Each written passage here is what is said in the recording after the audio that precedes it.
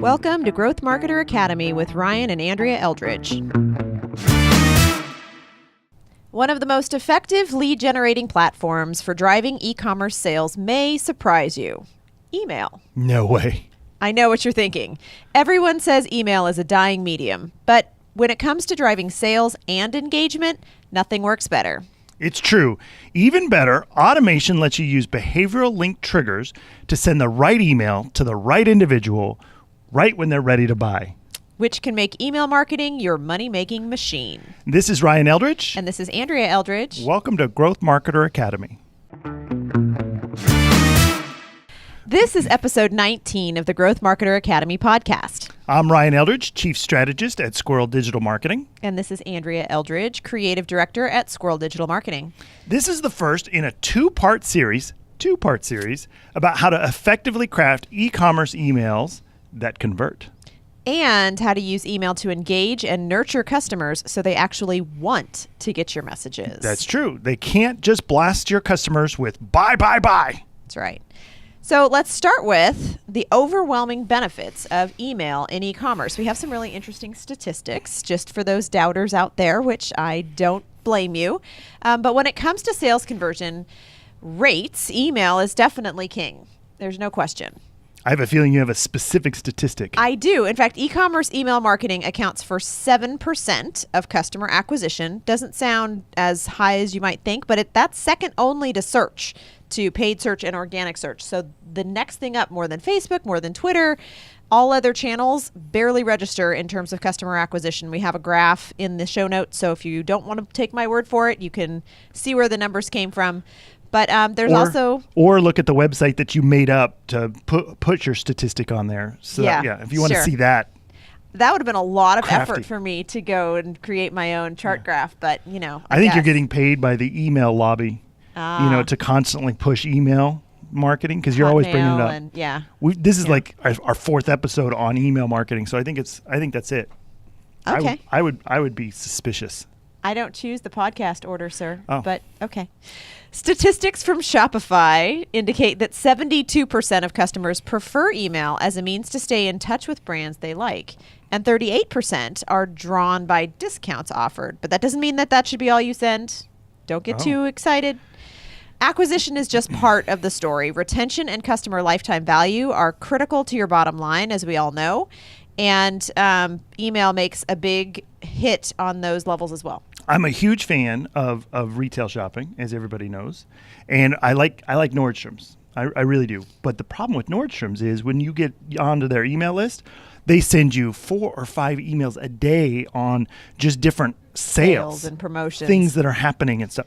There's no story to them at all. They instantly go into my spam folder because I'm just like, I'm not interested in this at all. Now you're a Kohl's subscriber. Do you get Kohl's emails? I auto filtered Kohl's a long time ago. Same thing with Bath and Body Works. That's another one where it was like, and every promotion that you got had this like today only, ending now. And I'm like, you know what? When I plan to shop with you, I'll just search up the last message. And so I've got the filter set to just basically delete everything older than the last 2 messages because it would flood my inbox. These giant retailers just don't know how to do it. And so what they're using it as is almost like an advertising medium, the same way they'd use the Sunday newspaper ads that you'd get, But overkill. Yeah. Like the idea that someone isn't seeing your message every time and so they're going to just send it 16 times, it goes way over the board. So we're going to talk today about how to do it right so that your customer doesn't hate you about, 5 days into your campaign. All right, so how email fits into each stage of the buying life cycle is what we're going to talk about next. So the stages of the customer life cycle are prospects, existing customers, and then, of course, lost customers. Those are the 3 big stages of the e-commerce buying cycle. Okay. One of the things that we've learned over dealing with clients is a lot of the older clients that are coming into digital marketing, they don't understand that there's a constant re-upping or re-engaging of customers. They think, oh, okay, well, I'll put my best goods out and my customers will come to me when they need me. Rather than, no, your customers now have more choices than ever. You need to constantly just kind of keep them a little bit engaged in order to keep them coming back to you. So when they need you the next time, they'll remember you exist instead of just going to this other company that's now emailed them a couple times and had them go, oh yeah, that's right. When it comes to e-commerce and online buying, the discovery part of shopping is gone, right? You only use e-commerce in general. You only use e-commerce when you're actually looking to buy a specific thing. Oh, I need new yoga pants. Oh, I need some new shampoo. Oh, I need some shoes. I need these things, and so I'm going to buy them. Whereas in the old days, you'd go through a mall and you just kind of casually browse and you'd pick up, oh, look at that. I didn't know I would fall in love with this sweater. Or, oh, look at this. I didn't know I needed this gadget from Sharper Image, which is now defunct. But this discovery part of shopping is gone now. And that's what emails are supposed to be. It brings back the discoveriness of, oh, look at that. It is spring, and I didn't think that I was going to need new shirts. But now that you mention it, I freaking do. And look at that one. That one's gorgeous. Maybe I go shopping for that. Yeah. That's what it's all about now. It actually does help you move people through these stages, and it helps you win back lost customers by strengthening relationships. Yeah. Again, I know we've already said it, but too many promotional email blasts, you're going to fatigue your customers. So you need to add value and nurture your relationship. Yeah. Just like in modern retail, most of the customers that are kind of come to your site and look at your products are not going to buy. Like most of them. Just like in retail, most of the people that come into the store, they're not going to buy anything. And so what you need to do is those people that came in originally had an idea. They originally came to your site for a reason. You just have to find the right reason at the right time to get them to buy something. Gotcha. So what makes a great e-commerce email? Free stuff. Just nothing but free. Free. Yeah. Is that right? Just repeat that word over and over again? Did I get it right? No. Oh, well. Okay, so your email has to look good, yeah, read well, and provide a clear benefit to readers on the first read through. So we have a few elements that you just need to pay attention to get your email past that initial guardian, of your brain going, no, I'm not going to go there. Yeah. So most of this is going to be around the construction of a physical email, right? Or yes, a virtual, digital email, whatever. But it's all about the construction of the email. In the next episode, we're going to get into sort of the campaigns and the targeting and things like that, more fancy stuff. But this is really about the fundamentals of writing and creating and crafting a good email. That's right. And the reason we go in this order is because if we start with series, but we haven't given you the basics of how to even write a single email, the series part doesn't really, it's like cart before the horse. So, and everybody thinks they know how to write email, but that's because you've been writing emails to your friends, your family, coworkers, and whatever. And some of those rules of keep it short and sweet. Who's ever gotten a 5-page email and gone, oh, Jesus, do I really need to read this? I'm just going to have to leave it unread for a while, and then you never go back to it. Yep. All right, so I'll quit distracting you. Let's get to the first one. Okay. Number 1, the from name. The from section informs user who the email is from. That's pretty clear. But almost half of emails today are spam, and so your recipient is going to be really jaded about what comes into their inbox. And this makes the name that you display in the from section really important. You don't want to sound questionable. You'll be written off before the recipient even sees your message. You want to make it easy for readers to be able to figure out exactly who the email is from. Use your company name, or if you've created an attractive character, which we'll probably get into in the next episode, you'll want to use that, or some sort of company standard, right? Yeah, you want to be consistent, though. So if you've sent one email with your brand name, don't change it up and use a different name in future emails. It kind of breaks that general sense of congruity with your customer and can break some trust. I would honestly recommend that you not use an employee's name in this section unless your brand revolves around a specific person.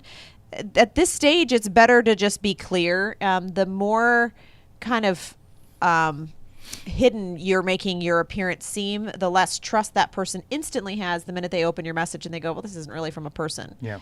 So if you try to make it look like, Fred from yourcompany.com, they're thinking, wait, is there something that's like, specific to my order? Yeah. Don't try and mislead with your from lines. Yeah, a digital marketer does something that's kind of interesting. They have an attractive character, which is Ryan Dice. He's the president, and then they've got the actual digital marketer brand. And when you sign up for their email list, your first emails come from Ryan Dice, and he kind of explains to you his philosophies. They call it the indoctrination series, and immediately following that, you'll get another email directly from direct digital marketer that's more like, hey, this is our newest blog post or whatever.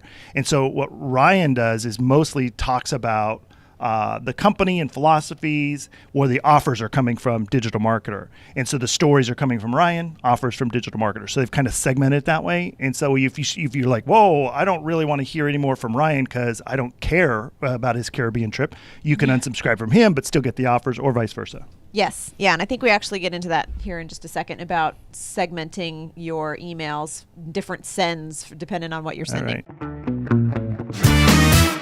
So number 2, the from sender address. This is also important because it's basically the email address that appears right next to the sender's name when the recipient opens the email.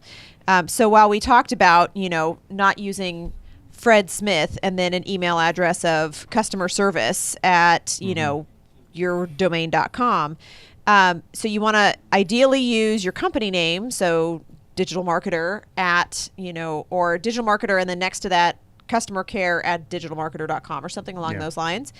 Again, it makes a consistency for the recipient so that they know you're being above board. It's not like you're trying to hide anything unless, as you mentioned, there's a specific person that the recipient will recognize. Yeah. The main key here is avoid using addresses that say no reply. This does a lot of things to the recipient. It's, for one thing, likely to get caught up in the spam filter because most no reply messages are just auto-sorted by your email carriers.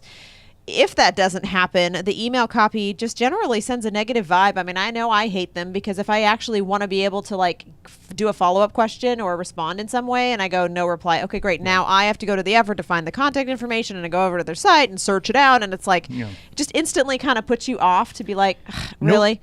Nobody wants to feel like they're cattle, right? That Right. We're being blasted to, and then we want to have a personal relationship, even if it's Coca-Cola. We want to have a personal relationship with the brand, and the instant they do that, it's clearly a one-way communication. And at that point, I feel like a cow, and I'm not interested in continuing talking to you, right? Whereas if Tom from Tom's Shoes wrote me, and he says, hey, Ryan, I really dig this thing, you'll be like, oh, even though I kind of know Tom's not really the one writing the message, it feels more personal to me. Right. Rather than no reply at Tom's Shoes, your order's being shipped out on Wednesday. And I'm like, whatever. It's just one-way communication. That's all I'm getting from that. Yeah. It just generally doesn't foster a feeling of openness or dialogue with your customer. And so why even go there to that degree? If it's that for your own convenience, you don't want people responding to that, they're going to send an email to you one way or the other. So just pick an email address that you're okay with getting these general messages to and use that as your sender email. So some examples are like hello@yourdomain.com or contact@yourdomain.com if you want to keep it relatively generic. Or you can try a few of these other options. Now, we've added some to the show notes. And Under Armour, for example, uses an interesting one. Is their from name is Under Armour, and then they do Under Armour at underarmour.com. I mean, how freaking consistent is that? Yeah. Clearly, we know who that's coming from. And that visual continuity does create kind of a subconscious feeling of trust with the recipient that they know exactly who it's from. No one's trying to pull any wool over anybody else's eyes. So another option, which we actually already touched on a little bit, is personalizing the sender email address for the purpose of your email message. So this would be something like, for example, newsworthy at yourdomain.com when you're sending newsletters, or deals at yourdomain.com when you're sending offers. We have an example in the show notes of where JetBlue does this, where they say, their sender is listed as customer commitment, and then it's customer commitment at jetblue.com. That's going to be specific to customer interactions where they're going to have a different sender email for like deals and bargains and, follow up about your specific flight. And it still allows your recipient to then filter the emails that they want to see versus unsubscribing. Because the one thing you don't want them to do is unsubscribe to the entire list and you lost that customer completely. Right. And so allowing them to segment out like, oh, well, I'm not really interested in deals anymore, so maybe I'll unsubscribe to that part or I'll filter that part. But I am interested in the travel tips emails that I get every now and then. So I want to see those. And so it allows them to do that and allows you to not lose a customer. Yeah, and for you as a brand, that single unsubscribe isn't a loss. It's a segmentation of your list, and they're segmenting themselves and allowing you to stay topical with them in such a way that it's beneficial to them. They're more likely to read your messages that you do send them because of the way that they've been allowed to say, this is what I want to hear about. Yeah. So number 3, subject line. So subject lines receive a lot of love when it comes to email marketing. This is because the subject line has the most impact in determining the success of your email campaigns. And if you go to the show notes, Andrea put a nice little chart up there. That apparently I crafted myself, which I didn't. It's from Experian Marketing Services, but I think she made that name up too. Yeah. So we'll see. He's so untrusting. I know, it's terrible. Because I've been in marketing too long. All marketers are liars. Oh, Everyone knows that. Well, so there's that. Anyway. All right. So of the tests you perform on your email campaigns, the one that has the most impact is the subject line. It has a 62% change rate in terms of opens, as well as the ability for that email to convert. And to give you some sense of disproportionate creativity, or what is the creative parts of the email is second most important, and that's 19%. So 62%, 19%. It's a huge jump for subject lines. And this makes a lot of sense because your subject line determines if your email is going to even get opened or if it's going to, if you don't get it right, there's no chance to convert. So, I mean, if they just throw you right in trash or worse, mark you as spam because of your subject line, you're not ever going to get a chance to convert that customer. Your subject line needs to communicate why someone should open and read your email, and it must be relevant. It's got to be appealing and informative. So here's a few tips to help get you started. First, keep it simple. We already kind of touched on this one. People scan texts, particularly in a full inbox. So shorter subject lines, which means less than 50 characters, make it easier to scan and quickly determine your offer.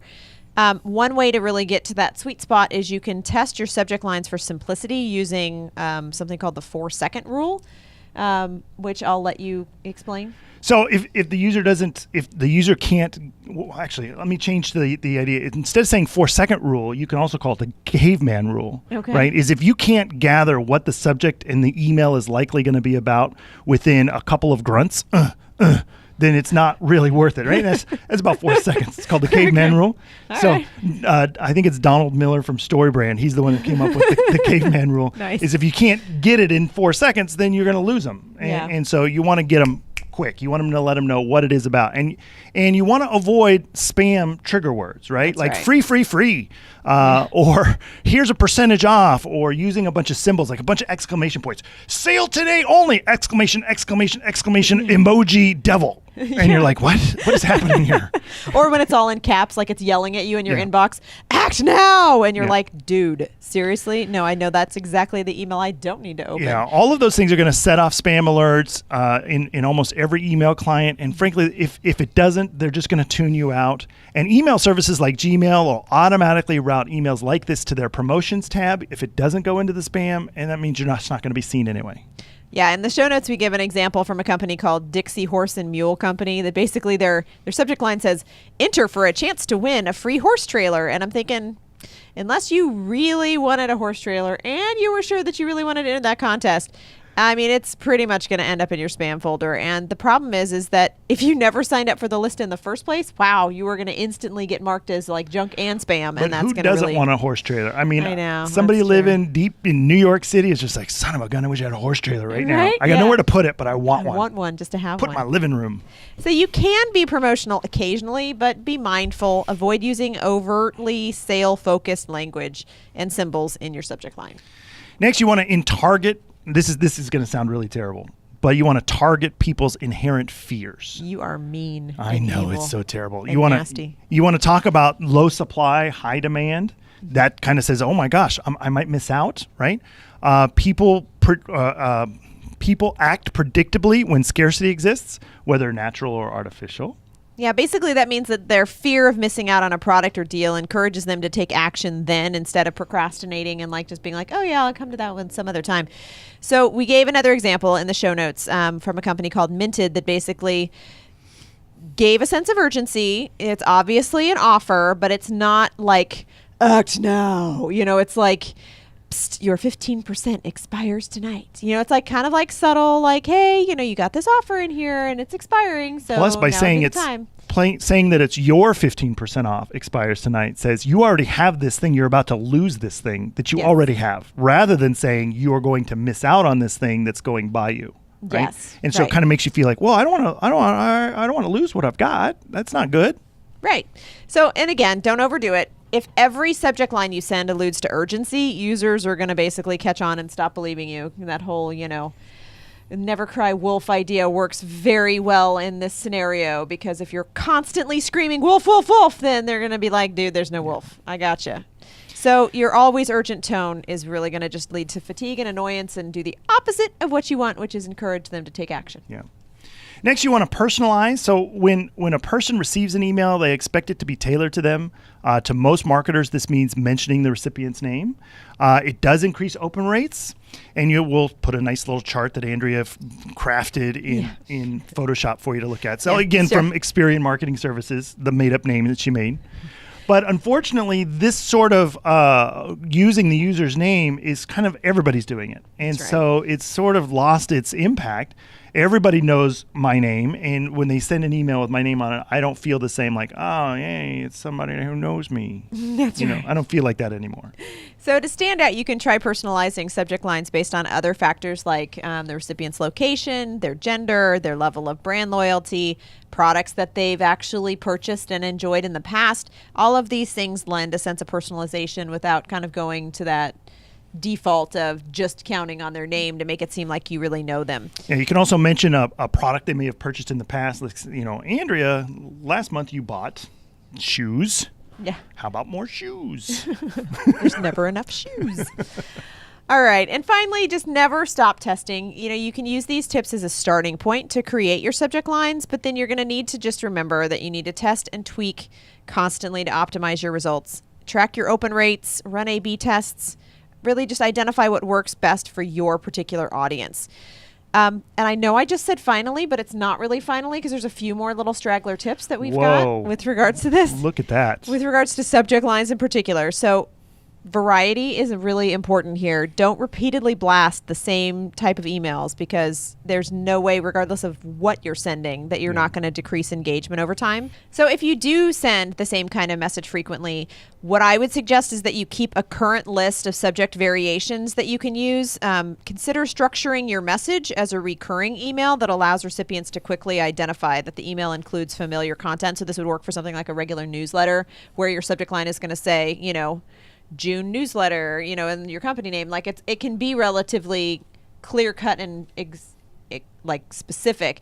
I wouldn't really go with that. I'd kind of allude to something in the newsletter that's going to be interesting, because otherwise, they'll probably not necessarily read it every time. Even outside of e-commerce, so I get a frequent email from somebody who wants me to join their investment call. Like I guess they do this monthly call where they talk about how their investments are doing, and they want me to join, so that way I'll listen to how successful they are and then maybe invest. Yeah. And so I get every month, hey, this is our monthly call, and these are the things that we're going to go over. And so I know generally what is going to be in there and what's happening. And so the subject line, if it suddenly changed, would be weird, because I kind of expect to see it every month, and I expect to see, okay, that's what it is. Does that make sense? Yeah, well, it gives a sense of expectation, and they're not as likely to go, oh, you're super spammy, or, you're trying to just, scam me on something. But I would still say that if you can have some sort of recognition factor that shows it's that recurring message, with also something unique each time, so that if normally they ignore your messages, but this month it's related to something cool that they might actually open for, just give them at least something unique in each subject line. So the main thing here is that a recurring email can be the one exception to the don't use the same subject line rule, so long as you don't mislead your audience. So your email should really exactly match with what your subject line hints at. A misleading subject could increase your open rate, but it's going to be at the expense of customer trust. Yeah, when recipients feel duped, they aren't going to spend any money with you. That's right. We gave an example in the show notes again of a company that basically sent an email offer. It's a work week chic clothing company, and the subject line says RE currently in office. And it's okay, so when you open it, you kind of get what they were doing there, where they were like, all right, so work week chic for their clothes, I get you. But when you saw that email message coming through, you really thought it was something from a work associate that was saying they're currently in office. So you probably opened it when you open that, you're like, seriously? There's a lot of spammers that will use that, almost that reply line, that RE colon whatever, and they'll say regarding your last email, or regarding that phone call today, or something like that. And they're just trying to trick you and you know it's a trick. And then as soon as you open it, you're like, yeah, that was a freaking trick. And you're not going to give those people money. And No. I mean, unless you're 90 and don't know how to use email and credit cards.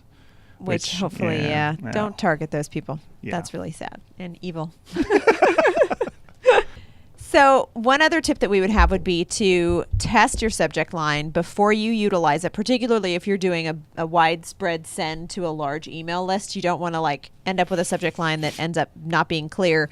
One company or website that offers this service is CoSchedule's Headline Analyzer. There's another one called Subject Line. And that's basically websites that will allow you to test your subject line's battle readiness. And we'll put links to those in the show notes. That way you can just go right to them. And if you want to read more about subject lines, as you've mentioned, we cover email a lot. And we actually have an entire blog post dedicated to email open rates and creating the best subject lines. And it's on our podcast, it's on our blog. And what is the title of that? What is the fancy title? Supercharge your email open rates with killer subject lines. Oh man, that sounds so good. I want to. I just want to read it now. Wrote it, but okay. Okay, that must have been a killer subject line. It probably was. Yeah. Right. So, item number 4, pre-header text. So pre-header text, it's sometimes referred to as preview text. It's a short little summary text that usually follows the subject line. So if you're looking at a Gmail, we put an example of how Gmail handles this. You'll see like who it's from, then the subject, and then next to the subject is sort of this pre-header text. Yeah, it almost looks like it's the start of the email. It's designed to give the recipient like a preview of your message's content before they open it. Yeah. It's basically, as far as a marketing perspective, a continuation of the subject line. But keep in mind, it offers you an additional, few characters there where if they're intrigued enough by your subject line to go, well, I wonder what that's about, then they can see further, a little bit more detail. They don't go on forever. So, we'll talk a little bit about length here in a second. But it's a really valuable tool when the email clients offer it. And so the two components kind of need to work together, very much like a headline and subheadline. Mm-hmm. If your headline is like, buy my horse trailer now, and then your next line is, and get a free pig farm. You're like, what?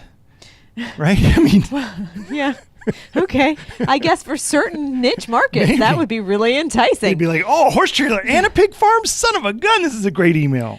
So some of the best combinations basically are designed to engage curiosity or improve the level of emotional connection with your brand. So we included an example in the show notes again from a men's clothing company called Top Man that uses both the subject line and then the preview text to kind of open a conversation. So the subject line says, "Do you like it shirty?" And then the preview text says, "We bet you do. Here's 5 summer shirt icons you need to know about." So it just kind of continues that flow. And from the reader's perspective, they can go, "Do you like it shirty?" Kind of like we did, and go, "What is that?" And then they'll read further and go like, "Oh, hi, I wonder what that is."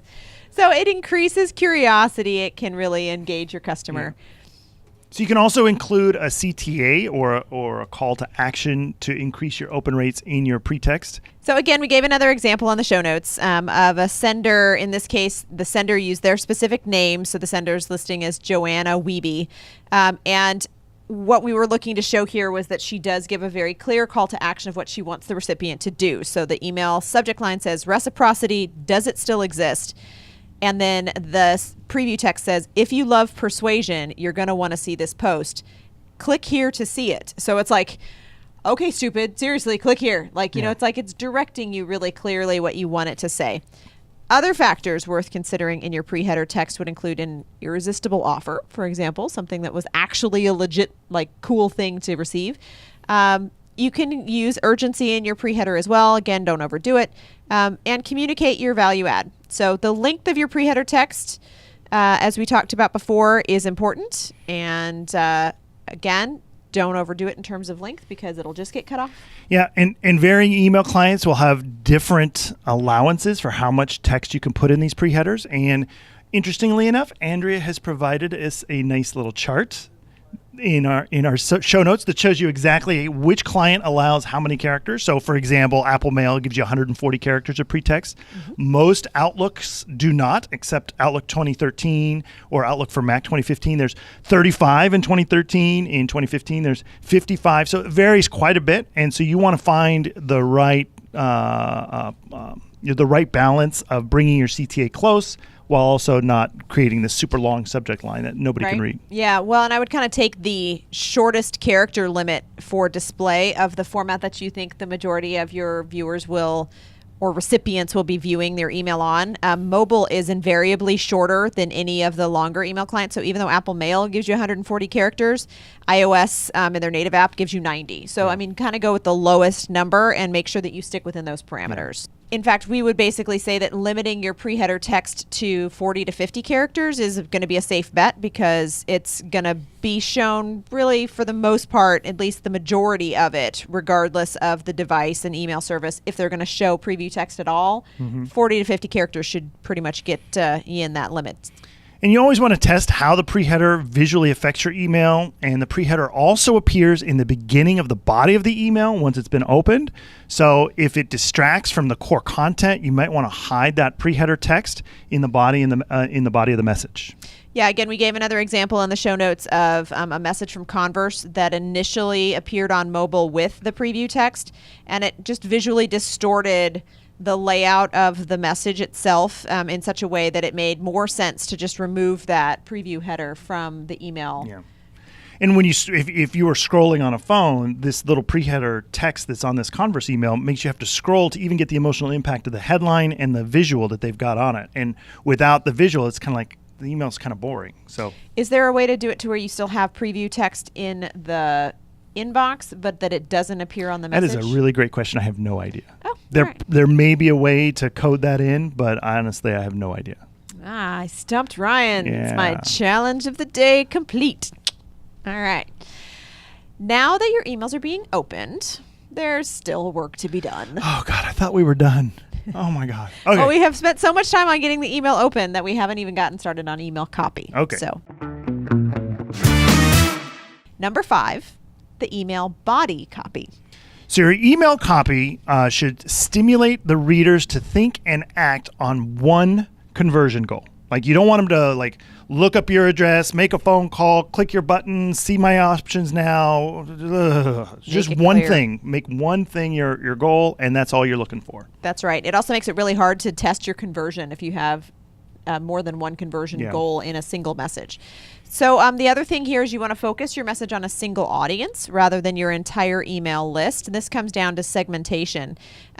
It's going to be easier for you to personalize that message and make it more valuable to the recipient if it's more likely to be something that they're interested in. So one example would be if you're a florist and you happen to have a new stock of particularly nice looking roses, you might choose to segment your list to men who buy roses for their partners. Yeah. All right. So some tips for your email copy. Oh, that's me. Be concise. Avoid large chunks of text or lengthy sentences. You want to make it quick and clear. Exactly when you're emailing somebody, you want to make it clear and concise and easy to read. That's right. So, and this again is a really specific writing style. It's not the same as you would write even maybe to your friend. It's got to be something that someone can scan, digest, and decide if they want to read more. So you're going to use some really specific elements in this kind of an email. You're going to use short blocks of text. You're going to use bullet points. You're going to use summary headers. You're going to use almost like a blog post that's been condensed. Like, I think we've all seen a relatively easily readable blog post that you can scan through and you know immediately which ones you want to go back to because you can visually really pull out those elements that are of importance. It only takes a few seconds to figure out in a good email why you've received that email. It's easy to read. It doesn't try to hide what they actually want you to do. And you can get through it with just basically a glance to make your decision of if you want to read further. Yeah. And you want to be conversational. You want to make sure that your emails are fun to read. They have some kind of personality. Nobody wants to read a bland, boring, dissertation about why your product is better than others, right? You want to make it fun. Yeah, I'll say, an example of this for myself is that I would say at least once every 3 to 4 weeks, get a letter in the mail from my local HVAC guy basically talking about the importance of doing regular maintenance on my, oh my God. HVAC system. And it is a straight up paragraph by paragraph letter with his picture up in the corner. And every time I open that letter, I go, yep, I'm just tossing that. It kind of reminds me of I know your cousin will never listen to this, so I can say this. So her cousin's husband is a chiropractor. That's right. And we were looking through the newspaper one day, and there was a flyer in the newspaper that was literally 2 pages of just text. Because it was front and back. So front and back. And it just had his picture on there, and it was just this long thing about all of his philosophies about how he does chiropractic work and why it's a whole body healing thing or whatever. Yeah. And we knew it, and we saw it, and we were like, oh, look, it's Rob. And then we were like, oh my God. Even I can't get through that. And I'm motivated because he's my cousin's husband. I want to see what he has to say, but not this badly. Yeah. So who has time for that? I understand the urge to say, I've got so much important information. I really want to educate my clients. I really want them to know everything why I'm better. I get it. You just can't do it. Nobody's going to read it. You need to let that trickle out over time. Consider it a first date, right? If you're on a first date, you're not going to be like, okay, so then in 3rd grade, I had a crush on this person. And then you're going to be like, no, I don't care. It's just too much. Now we're never going to have a second date. Yes. So you want to keep things fresh. Try telling a story. Sharing mistakes that you've made, using personal anecdotes. I mean, obviously you have to stay consistent with your brand. So if you're like a big financial institution, you may... You want me to remember that one time when I lost my clients like $100,000? That was funny. Yeah, no, don't go there. But, it's some stuff, again, tips towards personalization, humanizing yourself instead of, most people who receive these kinds of messages assume that they're robo messages, and rightly so, most of them are. But if you can create a personal story around your brand or your brand's representative, I think it can give a sense of connection for that recipient with your brand, and that can be really helpful, as well as engaging. And you can do it without just your words. For example, and we don't have this example in the show notes. We have another example, but I'm going to talk about this example. So I just recently bought a pair of shoes from Allbirds. Allbirds is considered the most comfortable shoe in the world, and of course I had to buy them. Of course. So they were $95. They weren't that expensive. But here was the coolest thing is once I ordered, they sent me a GIF in the email that showed this funny looking character packaging up my shoes, and it was kind of cute. And I was like, oh, that's interesting. And then when the shoes were actually shipped, they sent me another email showing that same funny little character shipping off the package and like waving goodbye to it. And so it was just kind of like, oh, that's kind of cute, and whatever. And it gives more brand engagement. Yeah, I'm like, I that was another part of that brand that I was like, oh, that's kind of nice, right? Yeah. They could have just sent me an email going, yeah, your shoes, we got your order. We got your order. We shipped them. It's cool. Yeah. But these little details are noticed by your recipients. They really are. And they're what causes your customer to develop some brand loyalty. Yeah. So we did give an example of a Black Friday ad from a company called Huckleberry, just because I liked the way that they wrote the text of the message. Do not go gentle in that good night rage. I mean, it gives basically a quote there and says, rage against the dying light, unless, of course, you win today's golden ticket prize. Everyone who orders today will receive. And it's like, it kind of engages you with this, highbrow quote. And then it's like, unless you want to just get in this contest. I think that juxtaposition, again, it's kind of funny. I would chuckle at that. And in this case, it also creates an excitement around the company's promotion with engaging copy. So if you have trouble coming up with ways to be creative with your copy, my favorite place to go for inspiration is J. Peterman. If you guys remember Seinfeld, there was the J. Peterman catalog, and they would write these incredible descriptions of their clothing, usually all around stories. And so if you just go to jpeterman.com, it's a legit e-commerce website, and you can look at things, and they give you these. I was on the tundra looking at the rhino directly, and I knew he was about to pounce. And you're like, what's happening? And they're selling a trench coat, right? But it's just kind of these fun little descriptions of their clothing that makes you want to read them, and it's exciting when you see them. So it keeps you on the page longer. It keeps you engaged, and it keeps you, again, it's all about engagement. Yeah. So also in your email copy, you're going to, again, want to add some urgency. Your emails themselves should include some motivation to act now. Procrastination is inherent in our human nature. It's true. And if your recipient feels like they can put off acting on your offer or your call to action for a week or a month, they're going to leave it for later, and that means forever. That email is going to languish in their inbox until it's inevitably forgotten and eventually gets swept off to the trash folder. So again, this isn't about like act now. It's like about making your CTA clear and giving some sense of like why would they need to do this now versus later. Yeah. Number 6, the email body design. Yes. So I was saying that seductively. Did that not work? It was great. Oh. So it was great. It was great. So once you've got the words down, now it comes down to visual presentation. So this is all about what email design is going to come around to. And if your email reads like an ad, the recipient's just going to tune it out. Yeah, email should be designed to get readers to your store as quickly as possible. Mm-hmm. So you want a clean, simple design. That's right. And match the design and copy of your email to the intent of your reader. So for example, if you're just looking to sell a product or announce a sale, then a good high quality image with a few words is going to work really well here. I mean, if you're just basically saying, you know, tennis rackets are now on sale, and you've got a really nice, cool image of either that tennis racket in a really good sports, shot, or the racket itself showing some of its amazing features. That's all you need to do. Short and sweet. Just you get your point across. But if your product is complicated, then instead of trying to shove it all in your email, you want to send your recipients to a landing page that's going to show them all the more detail that you want to give them. Because again, if visually that recipient reads that message or opens that message and sees a mountain of text, they're just going to move on. So sending a link to a product page is a better choice here. And every part of your email has a specific job. The subject line, its job is to get you to open the email. The email body is designed to either get them to click on the CTA to go to the landing page or the shopping cart page that you're trying to get them to. So you don't have to sell them everything in the body of the email. That's right. If you've got multiple things you're trying to sell and you've only got one CTA, send them to a landing page where they can then get different ideas or different options. And we have a few tips to keep in mind when you're considering the design of your emails. So one thing you want to do is plan for the chance that your images may be stripped from your message. So if your entire message is just an image and all of the words are on the image, that's going to be a problem. Yeah. Because some email clients block images, and the user would then have to manually opt out of blocking images. They have to click a little button in the top that says show images in this email. Yeah. And data analysis from Google actually indicates that image blocking affects 43% of emails, so it's more common than you might think. So when designing your email, consider how it's going to look if the image was stripped and make sure that it at least still makes sense.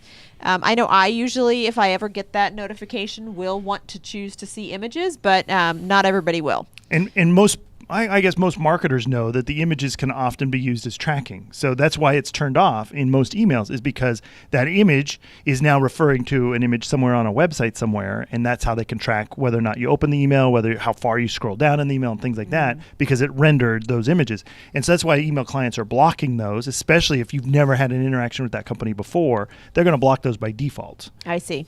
So this makes it really important that you avoid embedding critical content within an image, particularly your CTA. If you do really feel like it's important that you use an image in particular, include alt tags so that the reader can really identify easily and quickly what it is that was in that place before the image was stripped. And we've got a couple examples in the show notes to show you what that kind of looks like. One where it's an image of the product, and then suddenly the images are missing. Mm-hmm. And then there's another one where we've got a picture of where the alt text shows you, and it makes it more clear, like, oh, I'm missing something here. Maybe I should let these images load. The next tip here is if you are using images in your email, make them impressive. So if readers are able to see images, engage them with something that's really stunning. Use high quality photographs. Help potential customers really experience the product with those images.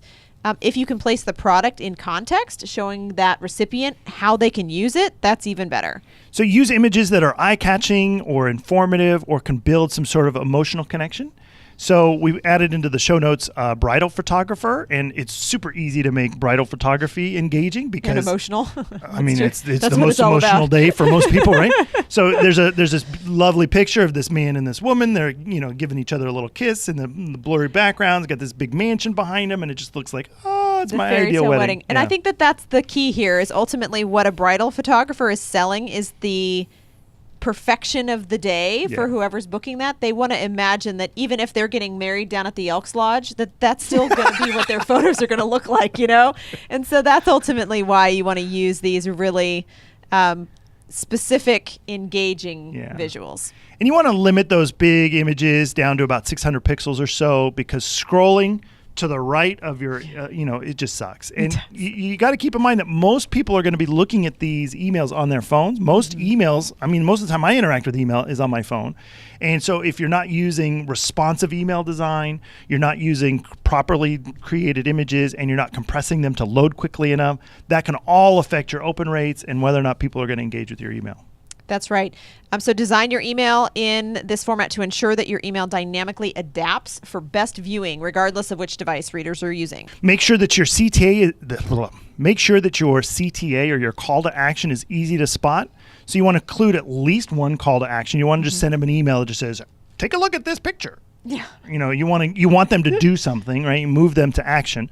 And you might need more than one if your email requires vertical scrolling. So if you did go into a place, or particularly on a mobile device where they're going to be scrolling for a little while, you've got a couple things that you're imparting informationally wise, including it at the top before the fold in email speak, which means before you have to start scrolling. Always include your CTA up at the top, but you can also include it again at the bottom of the message if they're going to have to scroll down to get the whole thing. And make sure your CTA is going to the correct page you want them to go to. You don't want to just send them to your homepage and be like, "Good luck figuring out where you're supposed to go next." Right? Because you don't want that person who's obviously taken the bait and is interested enough to click. And then you send them just to your general page and they're like, "But wait, you showed me a picture of a very specific shirt that I was interested in, and now I have to figure out how to find that through your really terrible search." Or you just sent me to a generic shirt page. Yeah. Oh, okay. Right. Are you looking for men's or shirts. women's? I'm like, you should have known this by now. Because you sent me an image of a men's shirt and I clicked on that image. Yeah. Man, that is a lot of great info about how to craft the optimal e-commerce email, and I bet you're ready to get cracking. But wait, it's not all about sales and promotions. Aw, man, money making is my favorite part. You have to engage with your customers so they want your emails with a variety of email campaigns. Which we'll get to in our next episode. That's right. That's it for today. Be sure to head over to growthmarketeracademy.com to check out the show notes and links to the resources we talked about today. And if you like what you're hearing or we're helping you grow your business, make sure you rate us and leave us a review. Oh, yes. In next week's part 2 of our epic guide to e-commerce email marketing, we'll show you how to build your email arsenal to ensure ongoing customer engagement and long-term buyer loyalty. I'm Ryan Eldridge. And I'm Andrea Eldridge. Thanks for listening to Growth Marketer Academy. This has been Growth Marketer Academy with Ryan and Andrea Eldridge. Email automations that use behavioral linked triggers to send the right email to the right individual right when they're ready to buy. Wow, that's a lot of rights. Let's do it. On a side note, I was reading this little article about this parent who was putting their kid to bed. I think it was on Facebook, and when they were like, "Okay, Joey, good night," and the kid goes, "Thanks, and be sure to subscribe." And the dad was like, "Where the hell did he pick that up?" And mom goes, "YouTube." He thinks that's how you say goodbye. Oh, jeez. And be sure to subscribe. Man, I can see our kids at some point having that same. Although luckily they're old enough now that they know that's not true, but they would say it as a joke.